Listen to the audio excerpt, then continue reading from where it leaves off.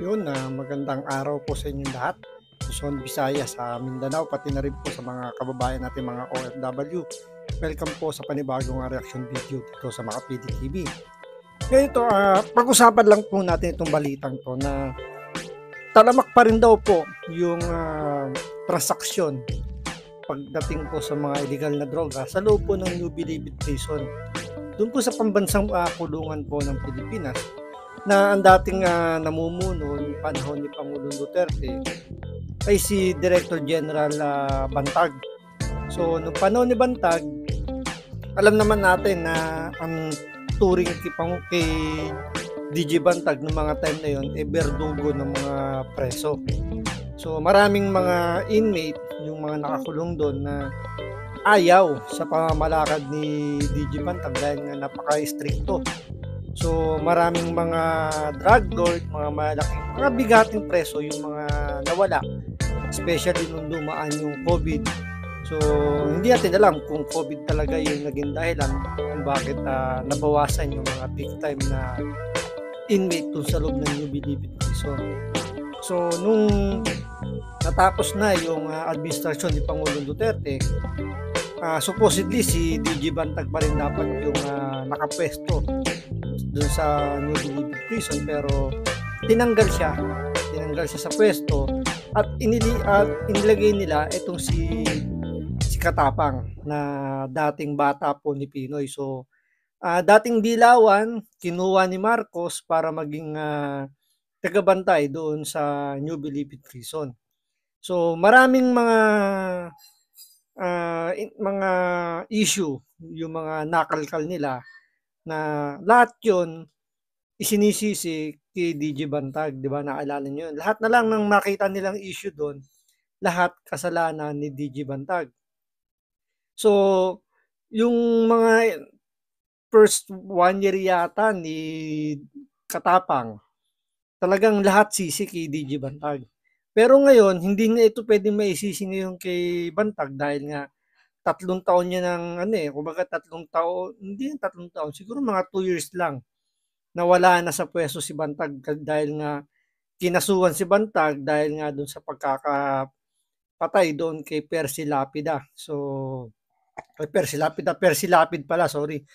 So, yung broadcaster na si Percy Lapid, so ibinintang kay Bantag yung pagkakapatay doon dahil may mga inmate na itinuturo na si Bantag daw yung pinaka-mastermind. So, tinanggal po sa pwesto si Bantag at ngayon po siya po ay wanted po dahil nga meron siyang warrant of arrest. Malas nga lang ng DOJ, hindi pa nila nahuhuli kung nasaan nagtatago si Bantag. So, balik tayo dun sa issue. Napag-alaman po natin ngayon na bumabalik po pala yung transaksyon ng illegal na droga sa loob ng New Bilibid Prison. So, sa palagay natin, itong si Katapang, hindi niya i-admit na may pagkukulang sa parte nila.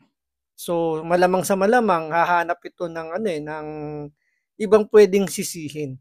Kasi kitang-kita yung pattern niya nung, siyempre, di ba, nung panahon ni Pinoy, ang naging estilo ni Pinoy, isisi yung mga problemang dinatnan niya dun sa nakalipas na administrasyon para hindi siya masisi.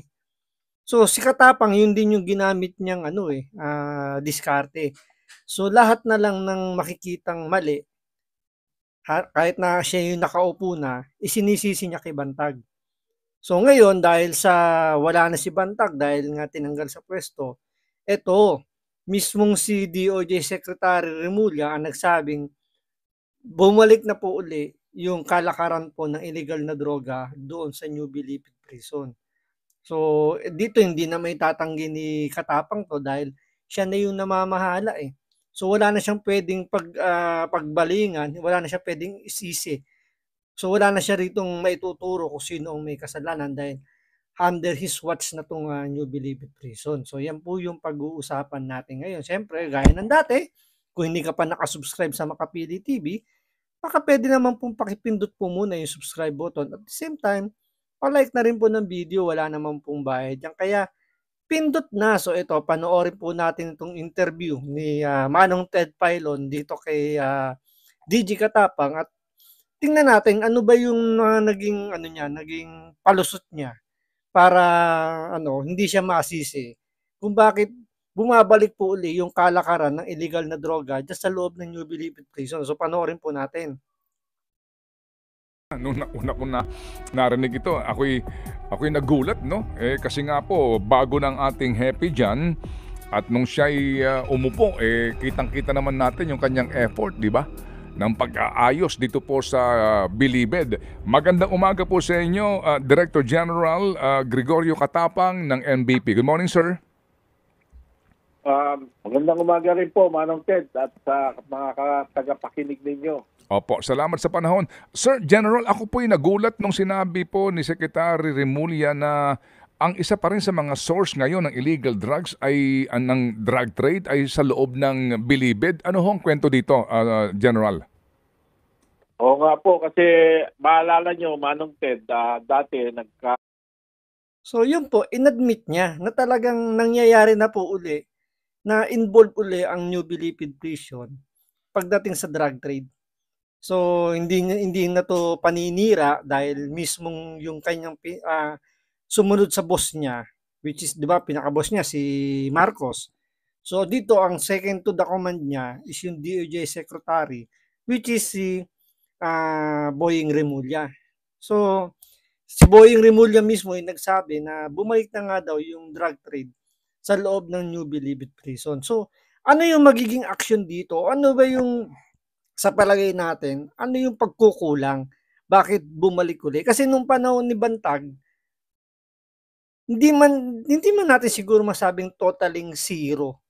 Siguro may nakakalusot dahil nga talagang pag pera ang gumana talagang ano di ba? May makakalusot pag pinagana yung pera. Pero nung panahon ni DJ Bantag, kita talaga natin na binraso niya yung mga ano diyan, yung mga bigating mga sindikato ng mga droga. Kahit hindi droga, kahit ibang kaso, 'di ba? Talagang binraso niya, kitang-kita niyo talagang nagpapasok siya ng mga armored vehicle, andiyan yung SWAT team, andiyan yung supportive, yung SAP ng PNP para ano, alam niyo yun, para pa-control niya yung loob.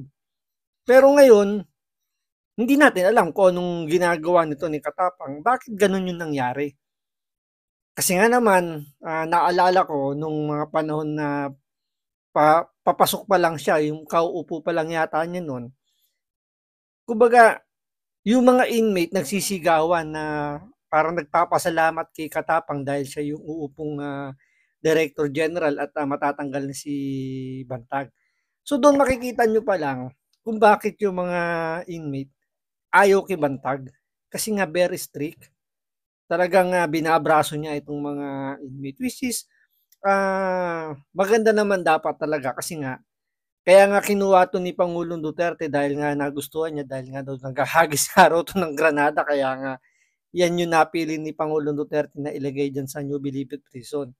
Pero itong si Marcos, ang ano niya kasi, masyadong kumbaga yung pagiging weak niya, so nakikita natin doon sa mga ina-appoint niya like itong si Katapang. So dito naging maluwag si Katapang pagdating sa New Bilibid Prison. So hindi natin sinasabing korupto or nababayaran, pero yung alam mo yung hindi siya marunong humawak, hindi niya naiintindihan kung paano i-handle yung position na ibinigay sa kanya. Siyempre, pag New Bilibid Prison, siyempre, New Bilibid Prison nga, hindi ibig sabihin, mga inmate yung nandiyan, mga nakakulong.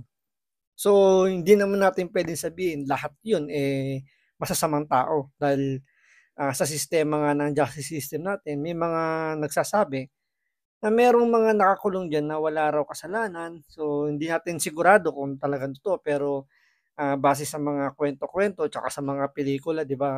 Talagang nangyayari daw 'yun. Pero kaya nga hindi natin pwedeng sabihin na lahat ay masasama, pero majority siguro gano'n na lang. Majority sa mga nakakulong diyan talagang mga halangang kaluluwa na kailangan talagang brasuhin. Kaya nga 'di ba galit na galit kay Bantag. Kaya nga 'di ba nung nung nabigyan siya ng warrant of arrest, hindi siya sumuko. Kasi malamang sa malamang diyan siya dadalhin sa loob ng New Bilibid Prison at sigurado siya na hindi siya tatagal ng isang araw, tsutsugin siya diyan dahil nga galit sa kanya yung mga inmate niyan dahil nga sa pamamalakad niya. So ngayon itong si Katapang, mahal na mahal po ng mga inmate diyan dahil nga sa sobrang luwag niya kung paano niya i-handle, kung paano niya patakbuhin ang New Bilibid Prison. Kaya no wonder kung bakit nagbalikan po yung sistema ng illegal drug trade diyan sa loob ng New Bilibid Prison.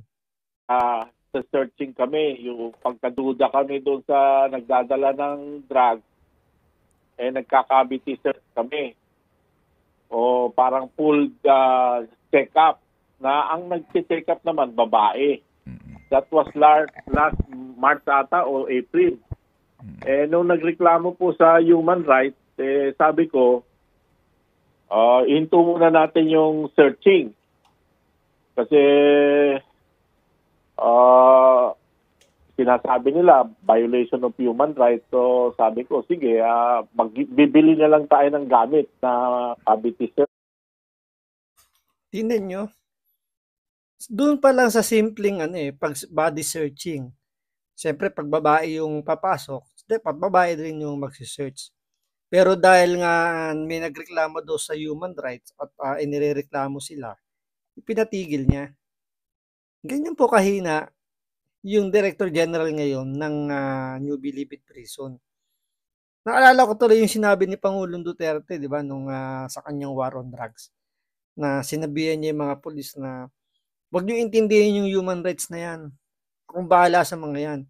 So yung mga pulis, kumbaga hindi naman sa lumakas yung loob nila dahil nga usually talaga nagsasampa ng kaso sa kanila which is yung CHR, yung Commission on Human Rights. Kaya nahihirapang kumilos yung kapulisan natin na i-perform yung kanilang trabaho. Ngayon, same thing yung nangyari dito.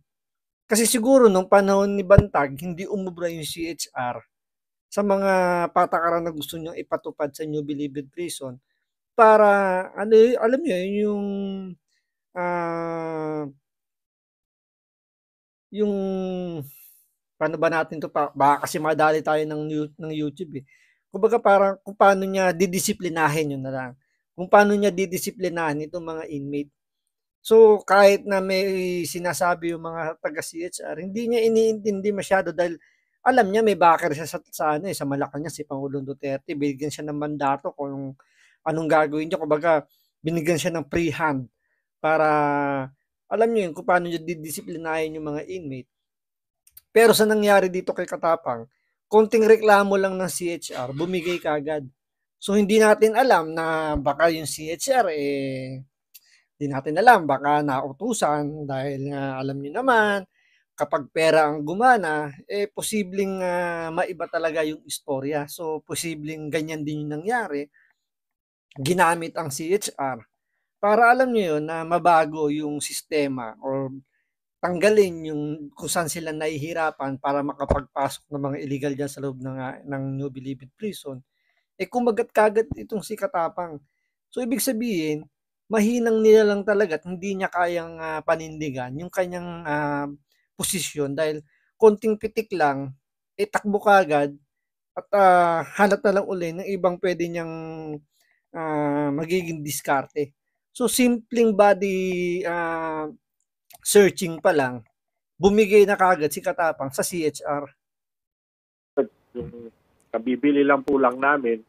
Kasi po talaga, Manong Ted, hindi kayo maniwala o hindi, yung nagdadala po ng mga drugs sa loob, yung mga common law white nila mga visitors One time nga po, nangyari sinesearch yung isang babae,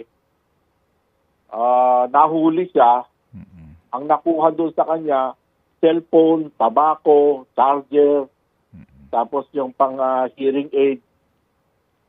Kinikwento nga nung mga nag-search, nung palusot na raw yung babae, parang nag-ring pa raw yung cellphone o nag-vibrate. Kaya gumalaw yung katawan ng babae. So, kung saka nahuli siya.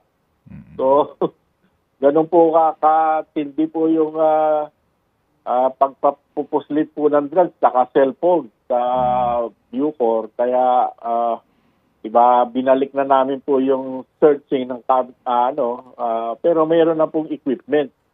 Mhm. Pero na po, Opo. kabibili lang po. Ngayon na ginagamit na nga ngayon po. Nagigit nyo ba? Gina-justify niya yung kahinaan niya kung paano niya patakbuhin yung New Bilibid Prison. Alam naman niya kung ano nangyayari. So, ibig sabihin, totoong may nangyayaring illegal na pagpasok ulit ng mga kontrabando sa loob ng New Bilibid Prison. Pero wala siyang buto para, alam niyo, panindigan yung gusto niyang, kung anong gusto niyang gawin para ihinto yung nangyayaring ganyang illegal sa loob ng New Bilibid Prison. So, kung ganyan yung nagbabantay sa ating mga preso, what do you expect? 'Di ba? So, alam naman pala niya na mga nagpapasok, yung mga common na wife ng mga bilanggo diyan. So, kumbaga, ano yung naging take ng action na ginawa mo? Ibalik lang yung yung body searching with yung konong equipment yung binili nila. So, bigla ko lang naisip na yung sinasabi ni Pangulong Duterte kung bakit ang order niya doon sa mga kriminal na kapag nanlaban, tsugiin na.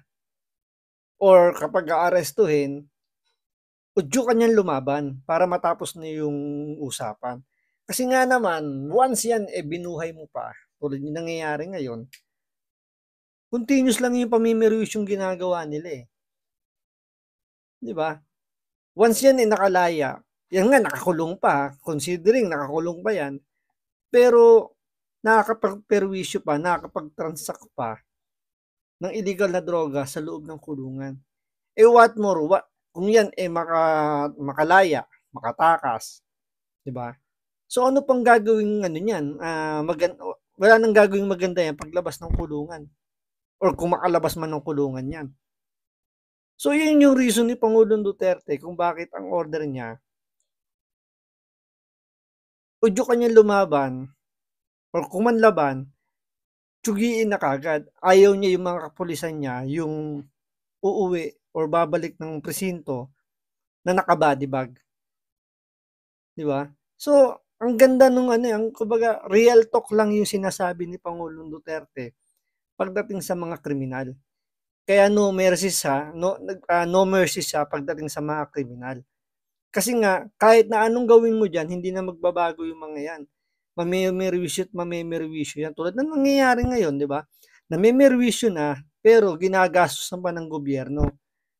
Yan yung sinasabi ni Pangulong Duterte na ibibigay ko na lang yung budget doon sa mga mas nangangailangan kaysa dito sa mga kriminal. Pakakainin ko pa yung mga yan. Kung tsutsugiin na yung mga yan, di tapos na yung problema, wala na tayong iisipin, which is totoo naman. Kaso, ang nangyayari nga, dahil nga medyo malamya yung pamamalakad, mahina yung presidente natin, ito ang nangyayari. Isang pitik lang ng CHR, tigil kagad yung kanilang gustong i-implement kung paano nila hihigpitan yung pamamalakad dyan sa loob ng mismo ng New Bilibid Prison. Opo.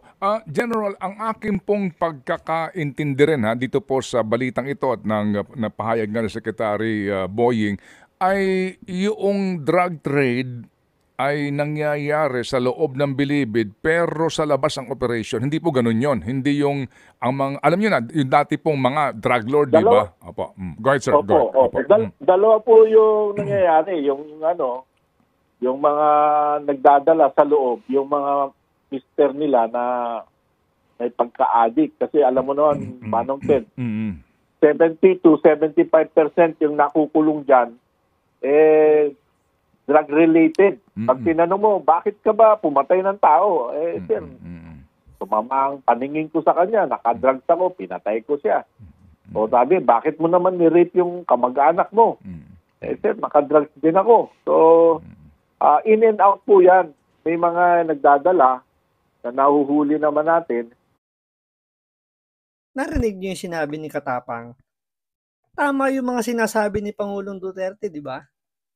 So once yan, nakalabas, mamimiruis yan dahil nga sa illegal na droga. Kaya nga, hindi natin maintindihan kung bakit ayaw nila yung war on drugs si Pangulong Duterte.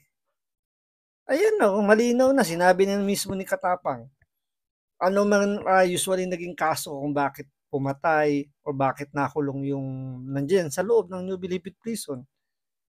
Napatay niya kasi dahil sa droga. Nang-rape siya dahil sa illegal na droga. Tapos itong mga human rights advocates, itong mga kongresista natin, kini-question or pinapapangit yung war on drugs si Pangulong Duterte sa mata ng mga kababayan nating mga Pilipino. Pero ito, kitang-kita na sinasabi na mismo ni Katapang na ang mga nangyayari dyan sa loob ng New Bilibid Prison dahil sa illegal na droga. Tapos, sila pa yung may ganang sampahan ng kaso si Pangulong Duterte na ginagawa lang naman yung kanyang trabaho o kanyang mandato bilang presidente na protektahan ang mga kabataan, ang mga Pilipino laban sa illegal na droga. Tapos yung drug trade outside, yung mga drug lord. Kaya nung umupo si Secretary Boy, nung naupo na po ako, ang utos po ni Secretary, kasi 2 Rimulya yan eh. Secretary DOJ, Rimulya, daling ko sa Mindoro, sa Tablayan. So dinala ko naman po. Ngayon siguro nung pag-upo naman ni Secretary John B. Rimulya, SILG, may namo-monitor pa o whatever kasi nakita ko sa news na nag-meeting sila ni Presidente, ni SOJ, ni SILG, tapos si PDEA, DG Lasso, saka si PNP. So siguro po doon na napag-usapan nila kasi po bago pa nga po yan, nagtayo na po kami ng interagency. Kasama namin dyan yung MICA, PDEA, PNP, NBI. Ang usapan po namin dyan is ang role ko, pag may nahuli ako na nagpapasok ng drug, dadaling ko sa PDEA at kung may mahuli rin akong cellphone, dadaling ko sa PDEA. Sila na po magpo-forensic. Kaya hanggang doon yung role namin. So, siguro, because of the upsurge, kasi nagbago na po yung technology, Manong Ted. Ngayon, pwede ako makipag-communicate sa'yo kahit walang SIM eh. Wala ako kahit walang SIM. Pwedeng Messenger, Viber, tapos meron pa Starlink ngayon. Talagang malakas po yung Starlink kasi tingnan nyo, no? Talagang gina-justify ni Katapang yung kapalpakan niya na ngayon ang tinuturo. Nung una, tinuturo niya muna yung boss niya si Boying Rimulya na ang utos lang daw dalin sa Mindoro yung mga inmate na siguro yung mga nahuhulihan na lumalabag doon pagpasok ng mga illegal na droga. Pero dahil nga daw naupo yung isa pang secretary ng DILG na si John B. Rimulya, yung order naman sa kanya iba. So, alam niyo na parang ang dating naguguluhan siya kung sino yung susundin niya sa dalawa. Dahil nga ang boss niya si Rimulya pero under din siya ng DILG. So hindi niya daw parang nahihirapan siyang gumit na kung sino ba yung susundin. Pagkatapos gina-justify niya kaya hindi kumbaga kaya daw nakakapag transaction pa rin yung mga nasa loob ng kulungan dahil daw sa technology. Wala man lang siyang admission na tungkol dun sa kanyang kapalpakan niya. Kahit naman anong technology or kahit sabihin mong dalawa pa yung boss na yan, under your control yung yung New Bilibid Prison. So dapat ikaw yung mas masusunod diyan. Ikaw yung may ikaw dapat ang nagpapatakbo dahil ikaw yung nasa ground. Katulad nung ginawa ni Pangulong Duterte, di ba? Ibinigay niya kay Bantag lahat ng direktiba. Kumbaga, bahala na si Bantag kung paano niya patatakbuhin yung New Bilibid Prison. Kaya nga kung titingnan mo, galit na galit yung mga inmate kay Bantag dahil nga talagang napaka-stricto. Pero, wala kang maririnig na sisi kung kani-kanino or palusot para lang i-justify yung mga pagkakamali niya. 'Di ba? Andiyan ngayon nangyari ni kay Bantag na ano na nagpasok siya ng armored vehicle, meron siyang baril. So, kumbaga hindi niya gina-justify kung bakit niya kailangan gawin 'yun. Basta sa tuloy ng trabaho siya. Pero itong si Katapang, inilulusot niya yung sarili niya. Ang pinaka-escape niya rito is yung technology. So kahit daw walang SIM card yung cellphone, nakakapag communicate pa rin using daw ng Messenger, yung mga ganyan, dahil daw meron naman daw internet, may Starlink pa. Kita niyo yung talagang hindi niya ina-admit yung mga kapalpakan niya na nangyayari. Imbis na akuin niya yung responsibilidad ng pagkakamali niya, talagang talagang iiwas niya yung sarili niya para masisi tungkol sa nangyayaring drug trade sa loob pa rin ng New Bilibid Prison. Pero ang pinaka bottom line pa rin, totoo yung sinasabi nga ni Pangulong Duterte na bumalik na ang illegal na droga sa Pilipinas. Na nawala ng 6 na taon nung si Pangulong Duterte ang nakaupo. Dahil nga takot sa kanya yung mga drug lord, takot yung mga may involvement sa illegal na droga dahil alam nila na tsutyugiin sila ni Pangulong Duterte kapag sila ay nahuli. So mga kababayan ko, yan ba yung gusto ninyo? Na yung droga ay bumabalik na dahil ang ating administrasyon ngayon is bloodless pagdating sa war on drugs. Mahinang nila lang, ultimong yung mga ina-appoint ni Pangulong Marcos, mahinang nila lang din. So mahilig lang ding manisi, imbis na akuin ang problema, pinapasa at naghahanap ng pwedeng maging palusot para lang magpaktakpan yung kanyang kahinaan, ang kanyang pagiging incompetent pagdating sa kanyang trabaho, di ba? So, maraming salamat sa panonood.